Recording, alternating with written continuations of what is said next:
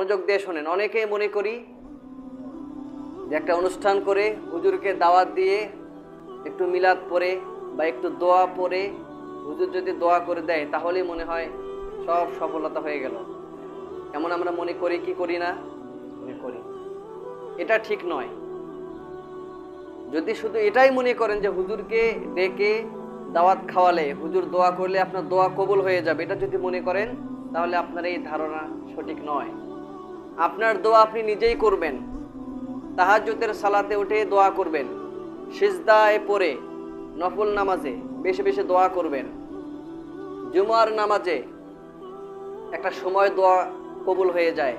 এ সময় নিয়ে অনেক মতভেদ আছে, অনেক মতপার্থক্য আছে। সবথেকে গ্রহণযোগ্য একটা মত হচ্ছে আসরের পরে মাগরিবের আগ মুহূর্তে, এই সময়টাতে দোয়া কবুল হয়। আপনি ওই সময় বসে দোয়া করেন।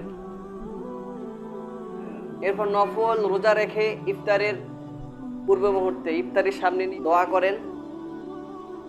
এরপর আপনার বাবা মারা গিয়েছে, আপনার মা মারা গিয়েছে, আপনার প্রিয় স্ত্রী মারা গেছেন,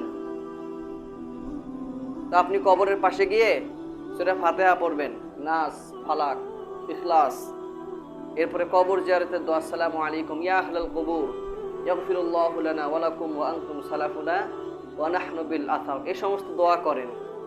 কিবলামুখী হয়ে হাত উঠায়ে দোয়া করেন। এখানে হাত উঠায়ে দোয়া করতে কোনো অসুবিধা নেই, কোথাও বারণ করা হয়নি।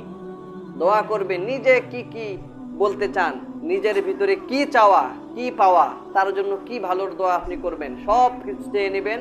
আল্লাহ রাব্বুল আলামিন চাই তো আপনার দোয়া কবুল হয়ে যাবে। সুবহানাল্লাহ পড়েন।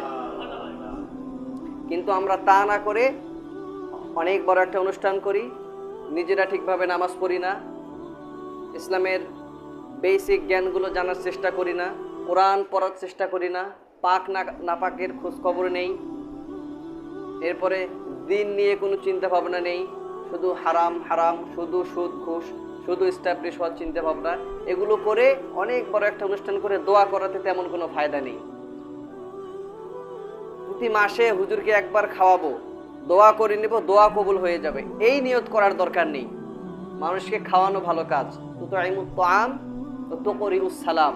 আল্লাহ রাসূল বলেছেন ইসলামে দুটি জিনিস উত্তম, মানুষকে খাদ্য দান করবে এবং বেশি বেশি সালাম দিবে, এটা উত্তম, তাতে কোনো অসুবিধা নেই। কিন্তু আমাদের যে একটা চিন্তা অনেক পূর্ব থেকে চলে এসেছে, যেটাকে বিদআত বলা চলে, যেটাকে মুখ প্রচলিত বলা চলে, যেটাকে প্রচলিত নীতি বলা চলে, এগুলো আমরা যেন না করি। ইনশাআল্লাহ পড়েন।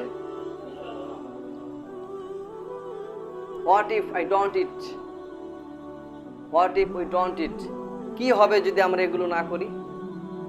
যদি প্রচলিত বিদআত সম্পর্কে যেগুলো আমরা জানি এগুলো যদি না করি কি হবে? কিছু হবে? গুনাহ হবে?